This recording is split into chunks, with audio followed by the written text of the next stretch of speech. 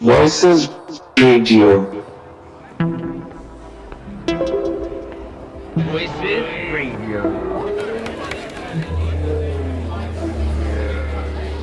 Voices as a radio.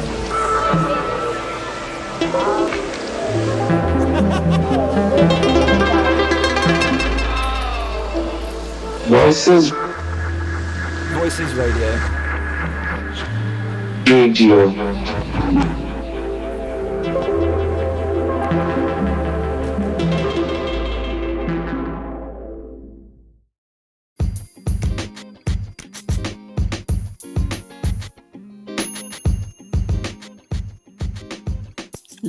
Yo, what's happening, boys and girls? Welcome to Breakfast with Sadiq Bello, available on Voices Radio on the first Thursday of every month between 9 and 11 a.m., where I will not only be playing some absolute bangers, no mash, but to wake you up from your morning slumber.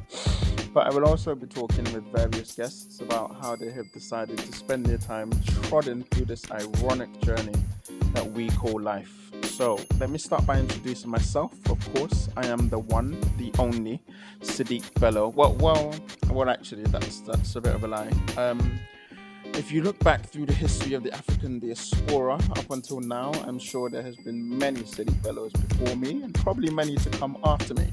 But I would like to think that none of them quite did it the way that I intend to live it. So, in a nutshell, I am a DJ and music producer, born in Victoria Island, Lagos, Nigeria, but raised predominantly in West London. Starting out as a house DJ, I later expanded into open format, blending a myriad of genres and learning how to scratch and use effects. This would later help me develop my own style. But for now, as I have said, tune in as I wake you up from your morning slumber and get you out of bed and prepared for another beautiful day ahead. Now, for those of you who are listening or streaming back from Spotify or Apple Podcasts or any other medium, then feel free to like, subscribe, and follow me for more info at Sadiq Bello. That's at SADIQB3LLO. The 3 is there just because I want it to be a bit quirky. Once again, that's SADIQB3LLO. Okay, so let's get into it.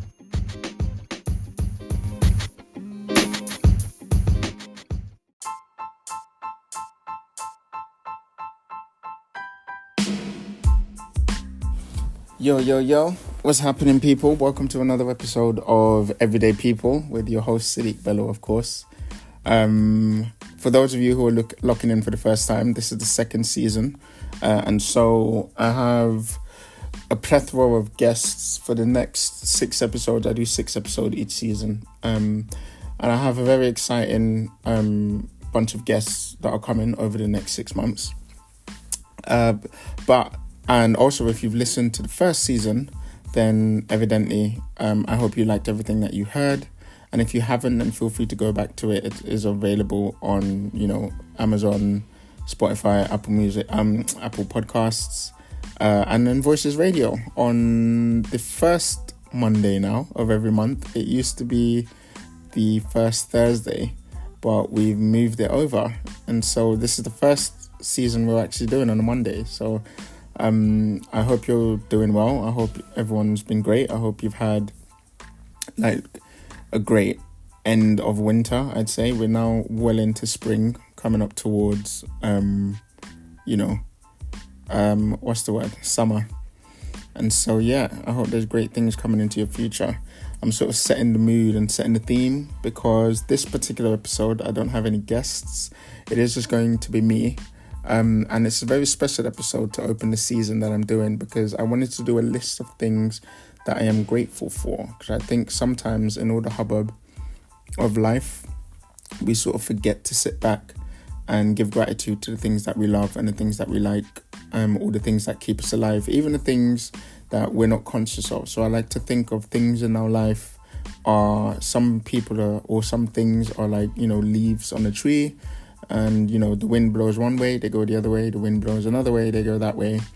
And some people are like sticks, so on a branch. So sometimes, the wind has to blow a little bit harder to break it off, but eventually it might break it off if the branch isn't strong enough. And some people are like roots, and the roots are very important because the roots are underneath the soil. You don't really see them, you never touch them, but they are there. They are the invisible force that's keeping the tree standing. And so this made me think I wanted to thank not just the roots, but obviously the leaves and the branches and even the animals and little ants that are on the trees, because they all contribute towards, what makes this better, what makes life worth living. It was also inspired by a quote that I heard from, I can't remember his name now. I think it's Dick something. I'm going to forget this. It's the guy that was in Back to the Future. If anyone knows, leave it in the comments. Actually, do you know what I should do? I should probably just Google it now, just even for professionalism. Because he was Back to the Future. Hold on, let's see. Back to the Future. Who was it by? Look, I'm on my computer. Michael J. Fox, that's it, yeah. So it was a quote by Michael J. Fox, which he also got from somewhere else. I can't remember where he got it from, but he mentioned this in like one of his NBC interviews, where he said, with gratitude, optimism is sustainable. And so a lot of the times when I do meet people and they say, Sadiq, you're very bubbly, or like you seem to have a positive energy around you, or like a good vibe, what is it for? Or I stay optimistic and I always think of the glass as half full. It's because I often like to look back and pay attention to the blessings that I have in my life. And as long as you're doing that, then yeah, the optimism is sustainable. So what I'm going to do now, obviously, I'm going to play a song and then I'll be right back with some things that I'm grateful for.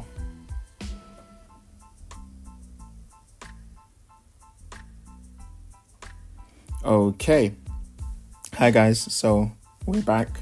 Hope you're still locked in. Hope you're still loving everything you're hearing. Right, so to kick things off, the number one thing, which I think a lot of people do not actually think of, or I myself do not think of often. So a lot of this is going to be reflective. I am aware of the fact that, the way that we see the world is a mirror of who we are. So I like to always say, a lot of people this, or a lot of people that, or a lot of the, when really what I'm saying is I don't do this, or I am this, or I want this, and then also because you like surround yourself with, or you attract like-minded people, all the people around you tend to think somewhat like you. Not exactly the same, but they don't stray too far off as well. The way they say the apple doesn't fall too far from the tree. So it can create a very warped view of the world to automatically believe that, most people think something, when in actual fact, it's just me that thinks it and the friends and the family that I've, allowed to kind of hang around me. So to kick things off, what I was going to say was the first thing I'm grateful for is my parents. Now, for some people, the way I'm going to do this show, by the way, there's going to be some cons and pros. So I'm going to put a pro and con to everything so that hopefully you can relate to it too. And you can find out whether, something is great for you or why it's not great for you, and what you can do to kind of alter that or change that, right? Or to adapt to it, because we are adaptable creatures as human beings. So I am going to say I'm also 36 years old, and so these are the 36 things that I'm glad for over the course of 36 years that I've lived on the planet. But the number one thing, the first thing that comes into my mind is my parents. My parents are still alive. For some people, it might just be a mum. For some people, it might be a dad. For some people, it might even be grandparents. But when I say parents, in the sense, I just mean a guardian, someone who is sort of looking after you, who has their best interest at heart for you. And for them to still be alive, or to still be in my life at this stage of my life, especially being like in my 30s, I count as a blessing, because I am the youngest of 4 children. And so my eldest sister is like 10 years older than me. So I'm very aware of the fact that how likely it could have been, that my parents would have passed away by now, or something like that. But they haven't. They're still alive. They're still around. I'm still able to call them when I need something. I'm still able to speak to them. I'm still able to see them. We live in the same country, so it's very cool. And do you know another thing I'm actually thankful for? Because at the moment, when I just said live in the same country, we also actually live in the same house. Now, I've moved out like 3 or 4 times at least, and I always come back when there's something that I need to save up for or something that I need to plan. So for instance, in this stage, I'm planning for a wedding. Some of you might know this. I'm hoping to get married later this year, so I moved back in with my parents in order to save money. But one of the things I'm also grateful for is the fact that they've always allowed me, in a nutshell, they've always allowed me to come back whenever I stumble and fall, or when I need to save money, or I have a business idea, or I need to do something, or just generally reevaluate my life. There's always a home that I can come back to, especially with the cost of living and, rent going through the roof and all of these things. So I'm very thankful for that. I'm thankful that they're still alive. I don't know, and I've never known what it's like to be or live without them. That's something that sometimes I do think, how will I cope with it if it does happen? More importantly, if one of them goes, I'm always thinking, like, if my mum goes, how will my dad handle it or look after himself, or how would I be able to help him look after himself and adapt to that? And same vice versa, if my dad was to go, how would my mum cope? How would I be able to help her look after that? Those kind of things, which we don't like to speak about often, but it is something that's always in the back of my mind, to know that, look, I just hope that I have things prepared and set up for when that time comes. Because in the face of all of that, then nothing else matters. Like, no matter what ambitions I may have, no matter what businesses I want to build, no matter how much money I make, the car that I drive, where I work, all of these things don't actually matter in essence if once, one of my parents goes, because then my whole life will be dedicated towards looking after the other one. So yeah, for that reason, the fact that I haven't had to face that yet, or I'm lucky enough to not have faced that yet, I'm very thankful for that. And so yeah, there are cons to it. There's cons to everything, of course, in life. Like, for instance, but I adapted to the cons. The cons normally for people when they speak of their parents is that, Banksy has a very infamous quote when he talks about a lot of parents would do things for their children apart from letting them be themselves. And I've been lucky enough that my parents have been lenient enough to let me be myself. And even on the things that they're not so lenient about, or the values and the morals that they instilled in me, we're able to have a reasonable conversation with either one, whether it's mum or dad. They're both educated, and so that's also something I'm thankful for. I'm lucky enough that they were educated enough to be able to think outside the box and allow me to be who I am. But we can always reason. If there's something they don't understand, I can always kind of explain to them that, look, you won't get it because you're from a different generation, and the world that you raised me for no longer exists, even though the morals are still valued and the values are still prominent today. But you raised me for, I don't know, like a 9 to 5 or something, and that's not really concrete anymore in the world that we live in. So I'm lucky that I'm able to have those conversations with them. So that's the first thing I'm thankful for, my parents still being alive.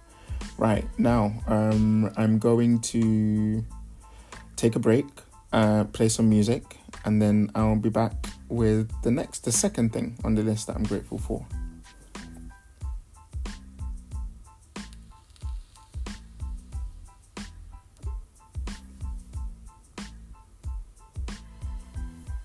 Okay, so here we are. I am back. We're about 12 minutes into the show, 13 minutes into the show. And we've got 2 hours of this, so, prep yourself. There'll be a lot to speak of. The next thing that I'm thankful for is my brother and my sister-in-law, like them still also being alive. So, over the past few years, we've gotten, I wouldn't say we've gotten distant, but it's just life takes its toll and we just do our own thing. Like, he got married, or they got married, and they had 2 kids, 2 beautiful kids, 2 nephews of mine. And so that's kind of one side of life where they proper live in the family life. They have a house with a white picket fence, and, he goes to work. Sometimes he works from home, he does his thing. Same with us. He did a lot of work before they got married, and, I'm assuming he saved up some money. Now she's a stay-at-home wife. I hope they wouldn't mind me saying that. And so they live the traditional sense of living. And I mean traditional in the sense that man goes out to work, gets food, gets money, and hunter-gatherer style. She gets the money and does stuff with it, and they make it work, and they raise the kids, and they bathe them and clean them and put them to school, and all of these things that they deal with. So their life has gone in a completely separate trajectory to mine. But even though that has caused us to sort of slowly drift apart a little bit, like you never ever drift too far from family. That's what I find. Or at least I'm lucky enough to say that I never drift too far from my family. There's always like an invisible string that keeps us connected. But yeah, I'm thankful that they're also alive and well and healthy and living to the best of my knowledge anyway.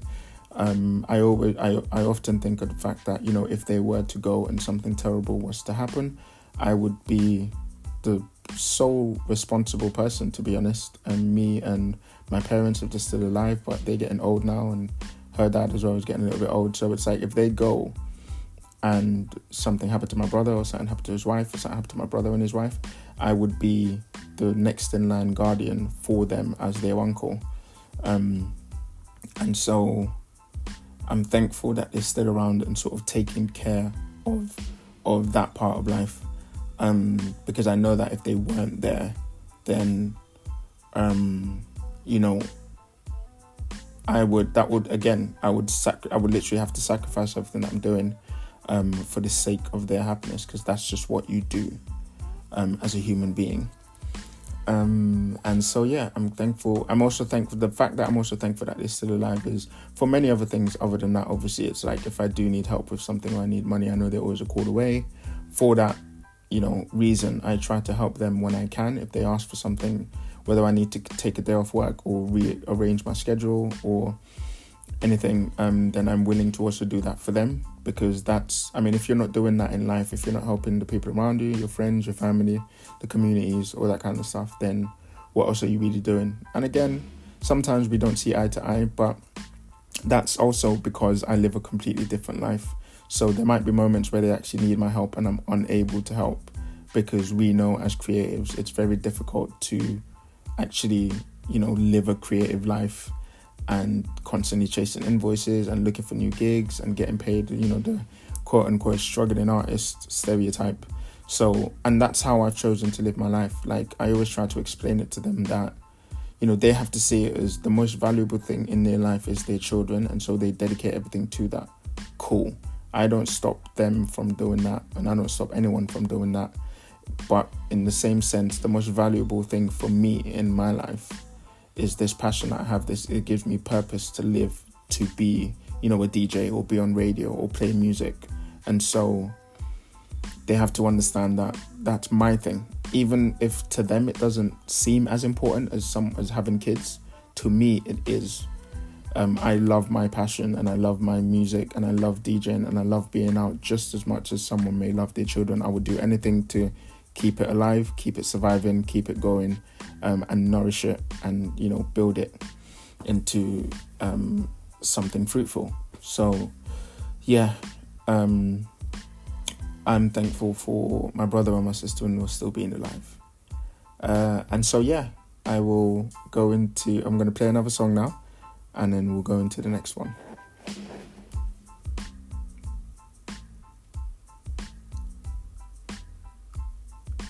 Okay, welcome back. Still here. Nice to know. Right, so now I just spoke about being thankful for my brother and sister being alive. I guess the third thing that I've got to be thankful for is my nephews. My nephews being around, my nephews being alive, my nephews, just having nephews.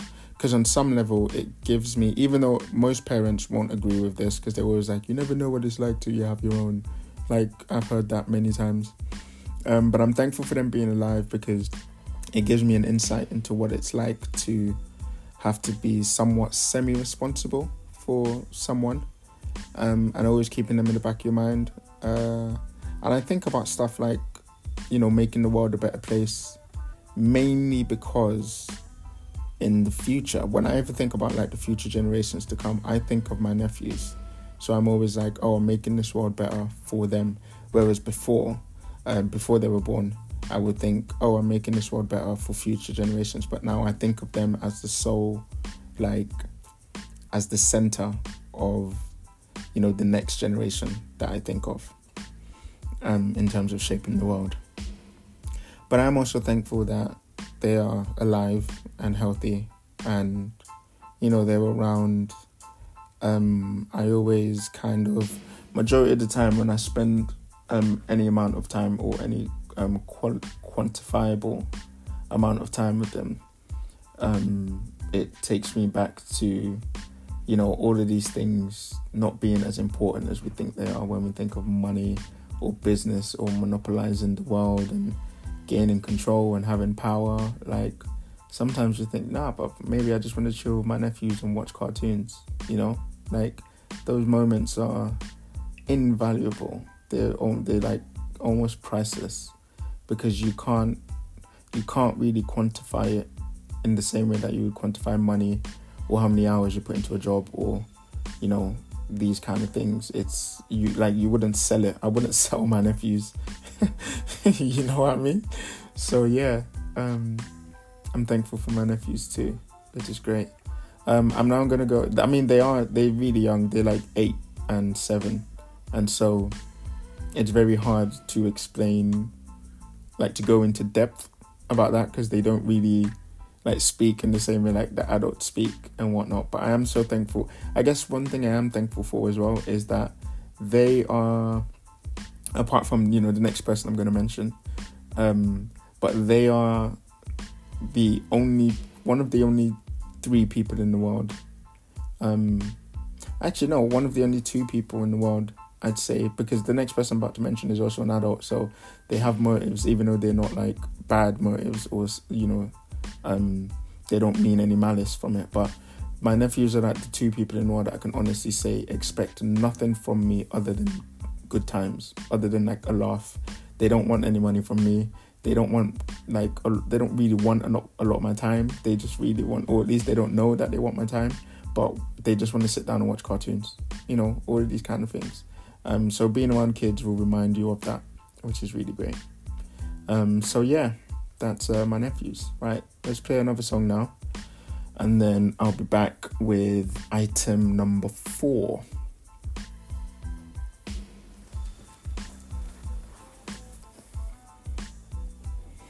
Alright, so item number 4. This one, without fail, I cannot explain into words just how much I care for this person. And the thing that's really funny is the whole time in the back of my mind, I thought of this person and I didn't think that they were real or they would exist. Then they came into fruition, and it was like immediately something in my heart said, oh my God, it's you. I've been looking for you my whole life. That's of course my fiance, my wife to be. Her name's Taz. I tell her this all the time. I tell her it often, but I only tell her when we're alone. I almost never put it out in public because, to be honest, it's no one's real business. But considering I'm doing a show and things I'm grateful for, I figured I'll mention her.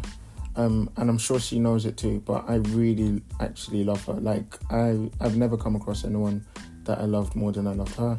There's many people I can look back now and think that I thought I loved them, but it was a mad mix of like infatuation and lust. And I love the idea of having that person more than actually loving them. And that's probably why I had to try so hard to make it work and do all these things and blah, blah, blah, blah, blah. Whereas with Taz, it's like a different level of love. Like, all of the things that you hear people talk about when they speak of love, that sounds very kumbaya and cliche. She made all of those things. She made me believe in all of those things, because I thought all of those things were like fairy tales. And then I really met her and I was like, oh my God, you are my person. And there aren't any words to describe. And those of you who are in love or in a relationship or in a loving relationship would know what I mean by this. It's like I couldn't put together a sentence. I couldn't even explain it in a word of the amount that I love her or why I love her and how I love her. It's just a daily thing. Every minute of every moment of like as cliche and as dumb as it sounds, it's almost like my life didn't have purpose until I met her. And I know, obviously, I've said, like, I'm glad that my parents are still alive, my brother and sister-in-law, my nephews. There's a love there. There's an unconditional love that you have for family. But there is there is that unconditional love is something that, because you grew up with it, I think you don't really see it manifesting. You just, one day you're a child and you realize you need your parents or you love your parents, and then you're thankful for it when you're older. Whereas with Taz, I saw it manifest. Like, I saw it go from this person who, oh yeah, hi, you don't mean anything to me, or hi, you're just a friend, to being someone that I want to build the rest of my life with, or I want to spend the rest of my life with and build a future with. You can't really explain. I can't really explain what that is like. And ages ago, when I was an Uber driver, someone actually did say to me, he asked me, he said, have you ever been in love? And I was like, and he was like, straight away, he said to me, if you've had to think about it, then you haven't been in love. And I didn't know what he meant, but now I know it. Because ultimately, even if, God forbid, something was to happen and me and Tash were to separate or to break up, I would never have to rethink about being in love with her. Because every relationship, so basically, let me explain to you my past. Any relationship I've ever been in, I've never gone into that relationship unless I thought it was going to go all the way towards marriage, right? This one, I actually wasn't trying to, like, fall in love with her. You know what I mean? I wasn't doing, like, we weren't going on dates, and I wasn't spending money on her and doing all the crazy things. I wasn't doing anything to impress her, and she wasn't actually doing anything to impress me. I just naturally fell into love with her, like fell in. And I don't know when it happened or how it happened. It's a bit of that, you know, when people say you have that moment where you're like, oh my God, like love at first sight. It almost wasn't that, but I do remember the first time I spoke to her and she introduced herself, and she wasn't even talking directly to me. She was talking to somebody else. And I remember saying, a voice in my head said, imagine if, like, that's your wife. Imagine if that's the person you end up marrying. And I was like, what? Anyway, laughed it off. A couple of months later, I'm knee deep in love. Like, knee deep. All the way up to my neck, in fact. So I'm so thankful that she's around, and I'm so thankful she's alive. I don't know if she's going to listen to this. She doesn't really listen to my shows or my podcasts, but I'm so thankful that she's alive. So that's great. And then, yeah, I'm going to play the next song now. And then I'll come back and talk about item number 5 that I'm thankful for.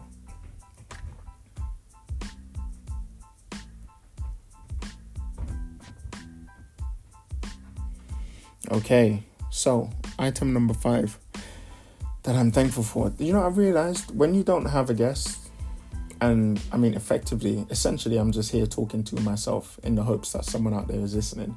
It's actually really hard to do this when you're doing it that way.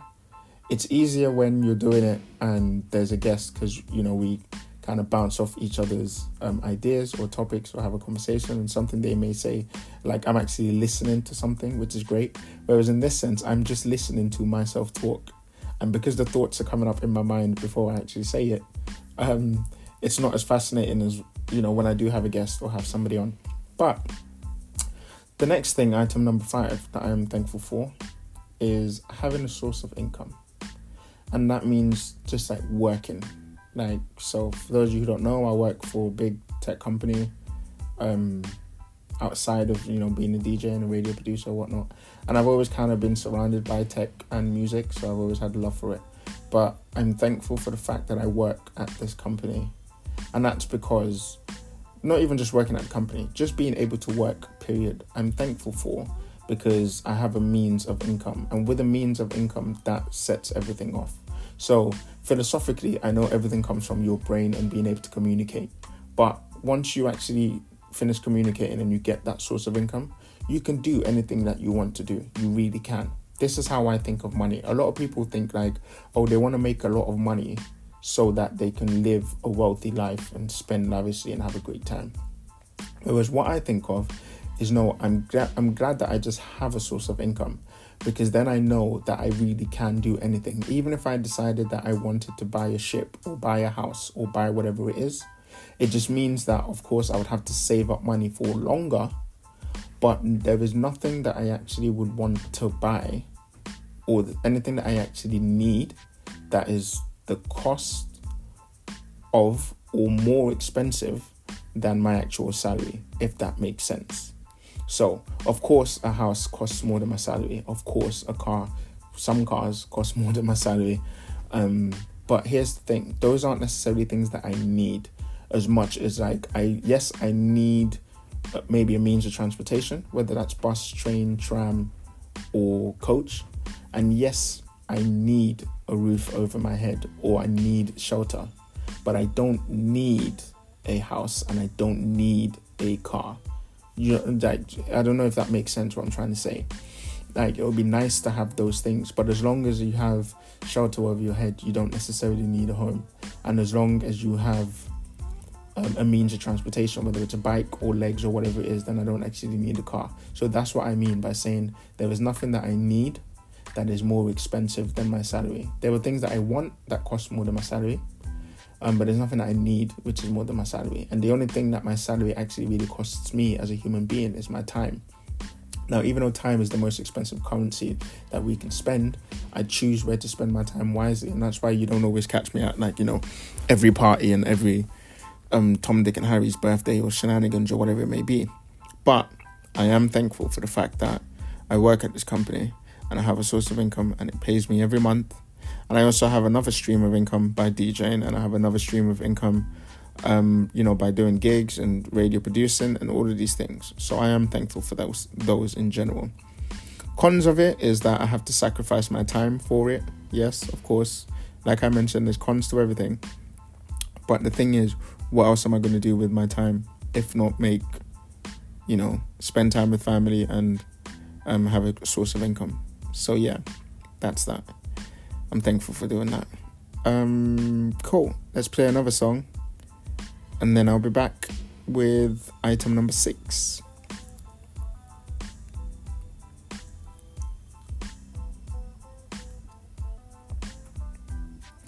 Okay, so item number 6 is a thing that we always overlook as human beings. Most people overlook it. I say most people, again, I'm talking about myself, because life is a mirror and all that. If you don't know what I'm talking about, go back to the beginning of the episode. You understand. But yeah, we overlook it, or at least I overlook it. And I think we overlook it until we're put in a situation where we can't overlook it anymore. So item number 6 is being healthy. I am so thankful.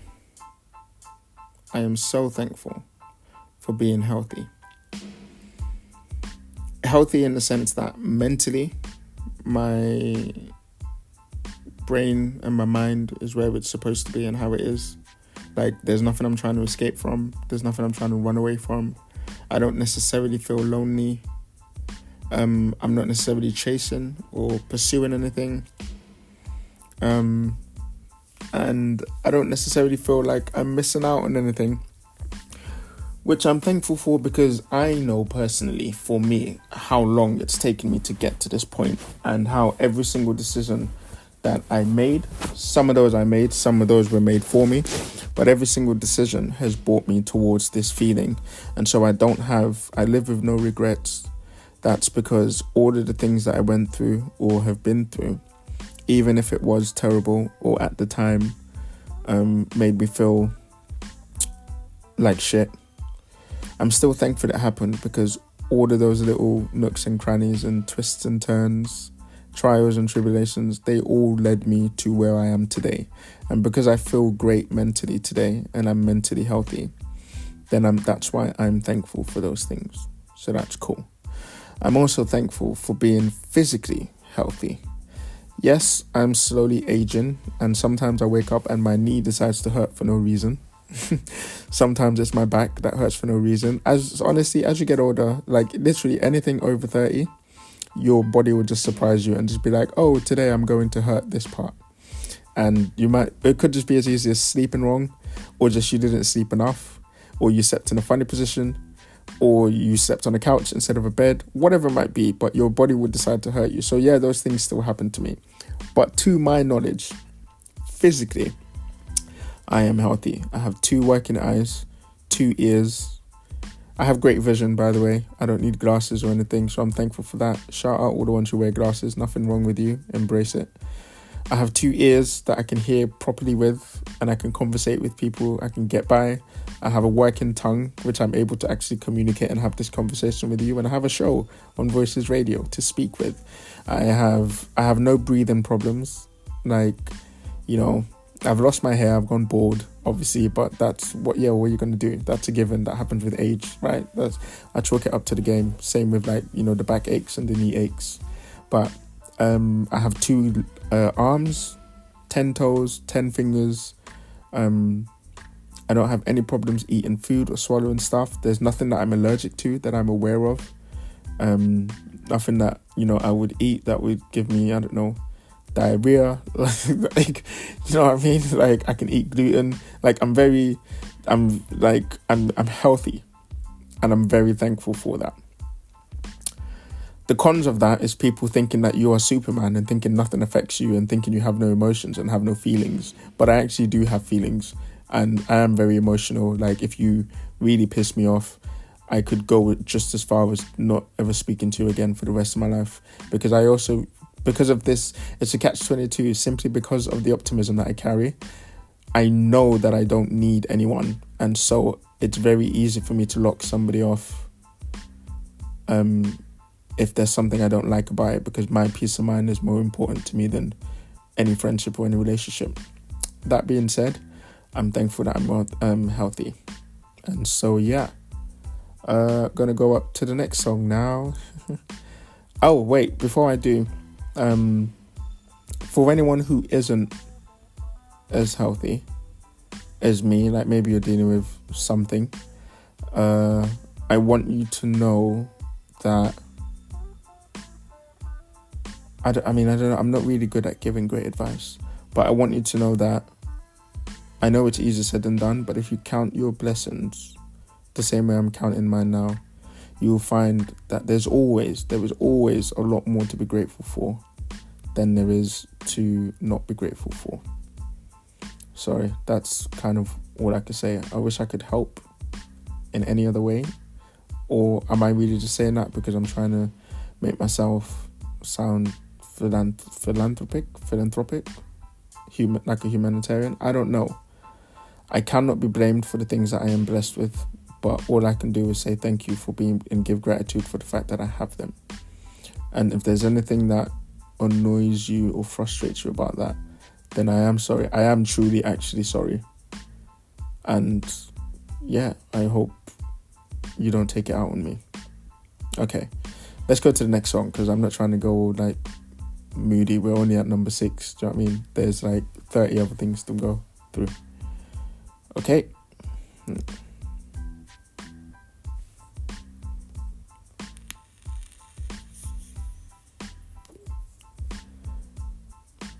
Right, so in the middle of doing this, I've just realised if I don't make it to 36 things that I'm grateful for, I'll have to carry them on in like a part 2 of like my next show in, you know, the next couple of months. Or maybe I'll just do a whole season of things I'm grateful for. Because now that I'm actually doing this, I'm realising that I'm going to run out of time before I get to, you know, number 36. But yeah. 7, being able to communicate, in particularly speaking this as like, you know, a national language. I'm thankful that I'm able to communicate and speak to people. What I do want though, and I've always wanted this for a long time, is I want to know how to speak more languages. And I'm really working on it, believe me. I just need to find the time. But I want to learn how to speak, you know, Spanish. I want to learn French. And like, I know the basics. Like, I know como está, como estás. In French, bonjour. Like, I know these things, but I want to be able to speak it as fluently as I speak English.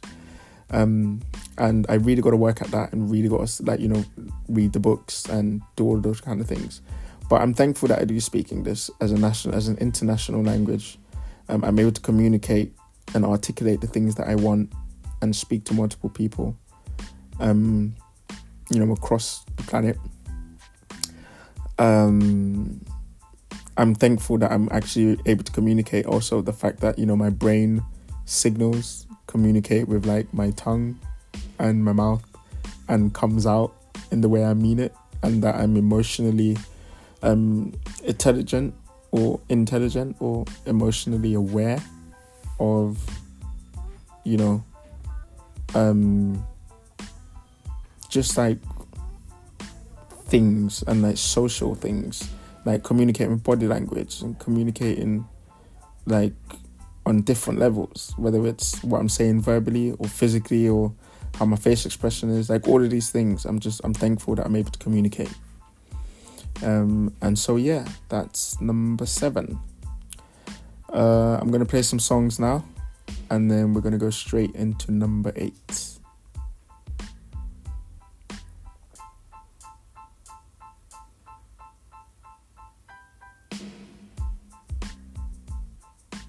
Right, so we're back with number 8.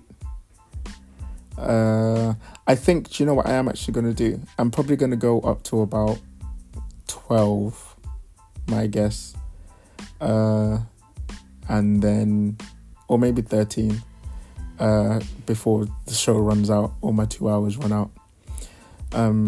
Because, yeah, we're about halfway through the show now, and there's no way I'm going to be able to do 36. But, yeah. Let's go straight into number 8, which is living in West London. Now, I've travelled a fair bit. I haven't travelled a lot. I'll mention every country I've been in. So I was obviously born in Nigeria. I've been to Morocco. I've been to Dubai. I've been to New York. I've been to Ireland. Obviously, I've been to London. This is where I'm at. I've been to Paris. I've been to Amsterdam. Of all of those countries that I've just named and mentioned that I've visited, I am so thankful that I grew up in London, and I love London, and I think London is the cultural centre of the world. I think everything that you need is available here. I think it's the great proportion. Some people think that's New York, but I'll explain something to you about how I felt when I went to New York. Granted, this was 13 years ago now, so I imagine it's changed a lot. But when I went to New York, I felt like New York was the whole cheesecake. It really was the Big Apple. Everything was huge. The food was huge. The buildings were huge. The roads were huge. The cars were huge. The taxi drivers were huge.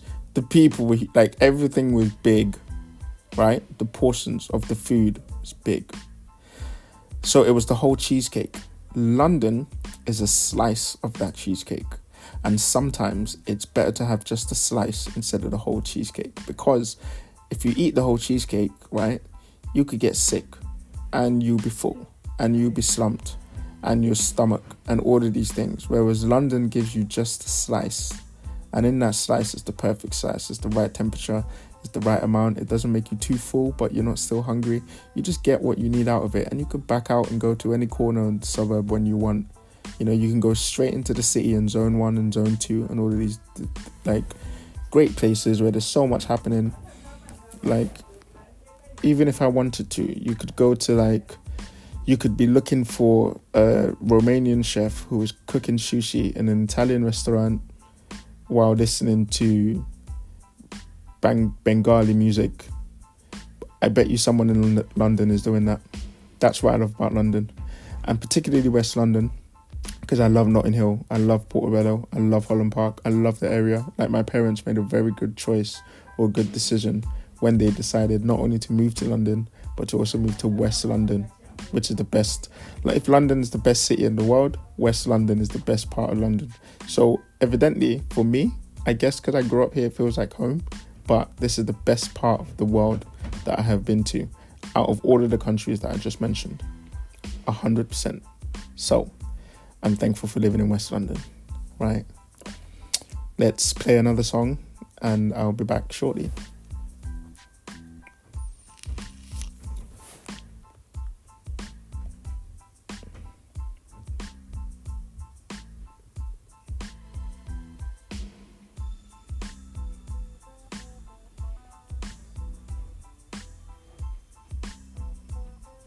Okay. I don't know why I keep saying like, oh, let's play another song, when sometimes I actually play a couple of songs in between. And so, yeah, we'll play some songs. Right.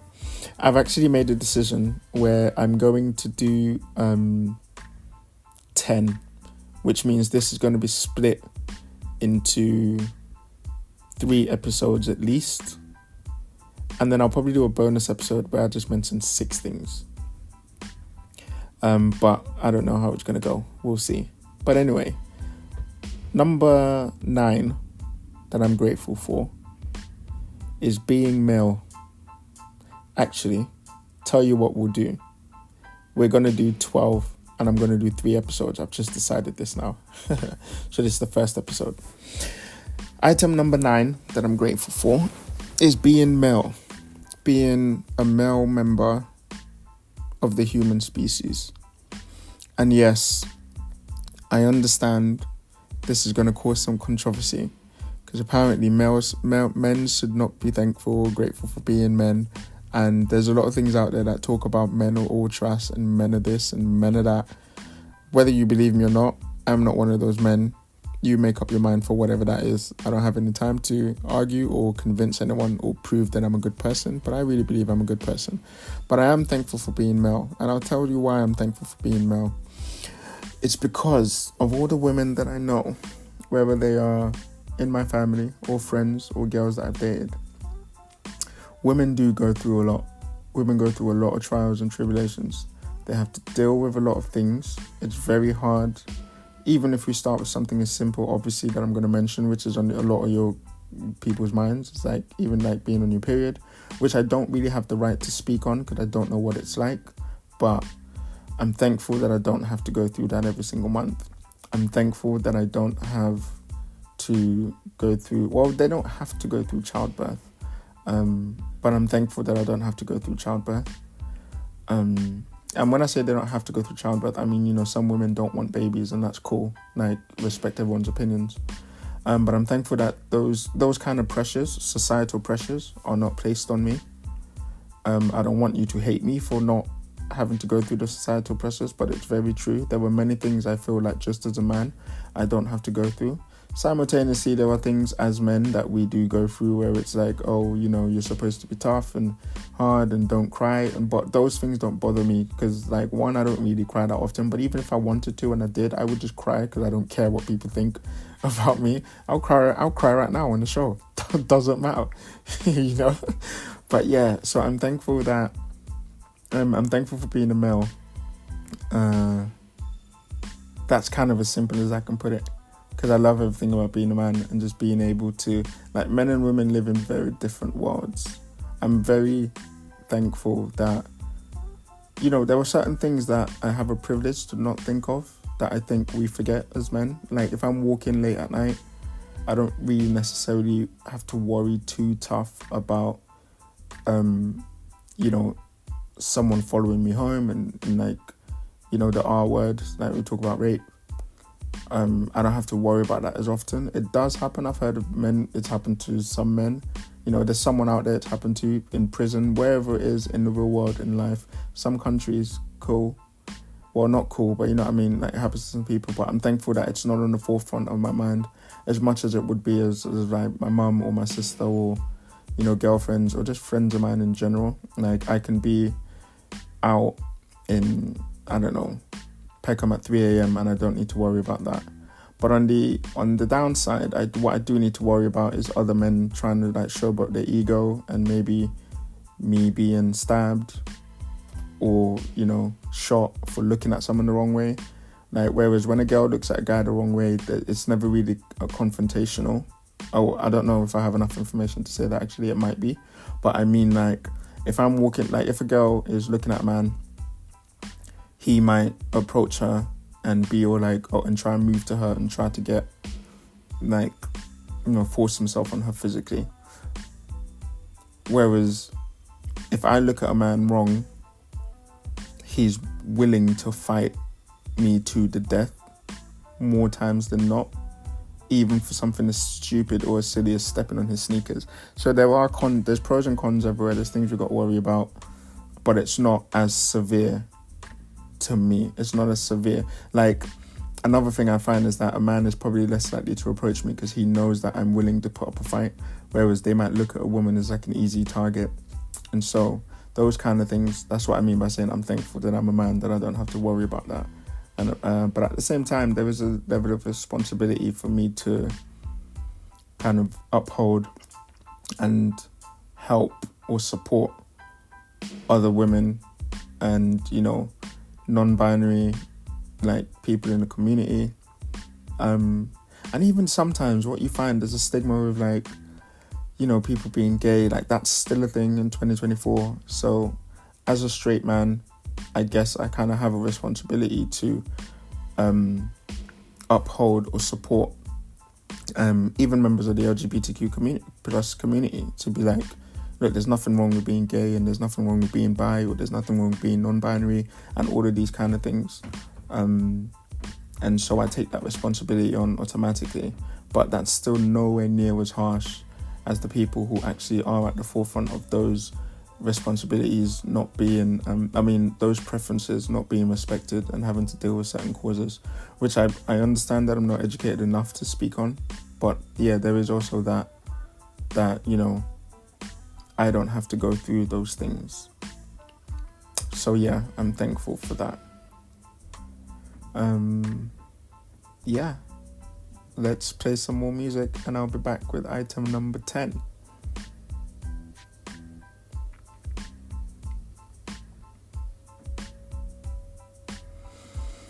Okay, so item number 10, right, is I'm thankful for being Islamic right off the bat. And I don't know if I mean I'm thankful for being Islamic in the sense that I'm thankful that I'm Muslim, or I cater to this religion, or I follow this religion. But what I mean is that the values that have been instilled in me that I've, you know, found in Islam, which many Christians have probably found in Christianity, and many Jews have probably found in Hinduism, and many, Judaism, and many Hindus have found in Hinduism, and Buddhists have found in Buddhism, is it gives you a moral compass, like a sense, like a guidance. I don't know if a moral compass is a bad thing, so I don't mean it in that way. I mean, like, it just gives me a sense of guidance where I can do things like this, like be thankful for what I have, understanding that I have to humble myself in front of something that is far greater than me, that may have created me. So I'm thankful for that I face those values. I didn't always understand it, to tell the truth. When I was a child growing up, I almost wished that I wasn't Muslim, because I wanted to eat pork and, you know, and I didn't want to have to pray 5 times a day and go to the mosque on Friday, and I wanted to be able to celebrate Christmas and all of the things that you do growing up in a Christian country, like in school as a child. But as I've gotten older and I've realized that as an adult, it's up to me if I decide to follow this religion. I am more thankful for it, for being able to, again, going back to having the brain, or, you know, being healthy enough to be able to understand it or comprehend it physically and mentally. I'm thankful that I am able to see it for what it is and follow it in my own way and live my own truth. And of all the truths that I could have chosen, or all the truths that were thrusted or chosen for me, I am thankful that Islam is one of them that's in my life. I'm thankful that, you know, I'm getting married to Tasnim, that I was mentioning back in, like, the things I'm grateful for, item number 4, who is also Islamic, and there's things that she teaches me about the religion that I wasn't aware of. And she also says something really, like, nice to me, which makes me feel warm and fuzzy inside. But she says, like, sometimes I do things Islamically without knowing that I'm doing it Islamically, like, it's just a part of my personality, and I'm very grateful for that and thankful for that. So if there's some things that you like about me that you've seen, just know that it's like a lot of those values are like Islamic values that were instilled in me from, like, my parents, and I didn't even know they were doing it based on religion or culture. I've just thought this is just the way people should be in life. But I've also, that being said, I've met people who aren't Islamic. I've met people who were atheist and are, you know, in my opinion, even better human beings than me, or not necessarily better human beings than me, but I just think they're nice human beings. They are people that I can trust my life with, you know. So it's not always based on, like, following a god or following a religion or following any of these things.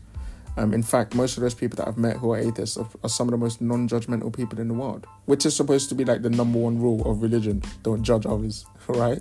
But yeah, so But for me personally, I'm thankful that I have a guide of some sort to follow. So I'm thankful for being Islamic. And so, yeah. Let's go into... Wait, I forgot where I was. When I talk about being Islamic? Yeah, I'm thankful for that. Anyway, look, we'll come back. I think that was item number 11. Have I done being black? I'll have to listen back to this to figure it out. But I'm thankful for being black. And they kind of go same and same, because all the things that I'm thankful for being Islamic, I'm also thankful for being black. Like, I'm thankful for the cultures and the values and, you know, the food and the parties and, like, you know, whatever it is for other people it means to be black. Like, I'm thankful for that. I love being black. I love being a black. In a nutshell, I love being a black male who is also Islamic. All of those things kind of encompass me. That's just like one side of me. But I love all of those things. So that covers number 9, 10, and 11 all together. So yeah, let's play some music. And then I'll come back with the final one, number 12.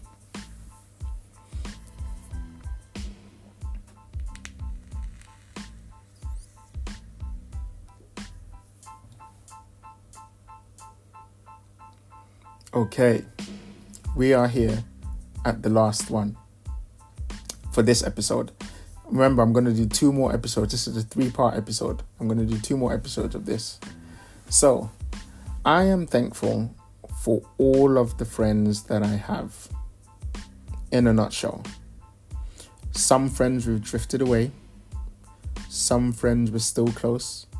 Some friends I have you on socials. Some friends I've never even met in real life. Or like, we'll call them acquaintances, but really they're friends because they support the things that I do.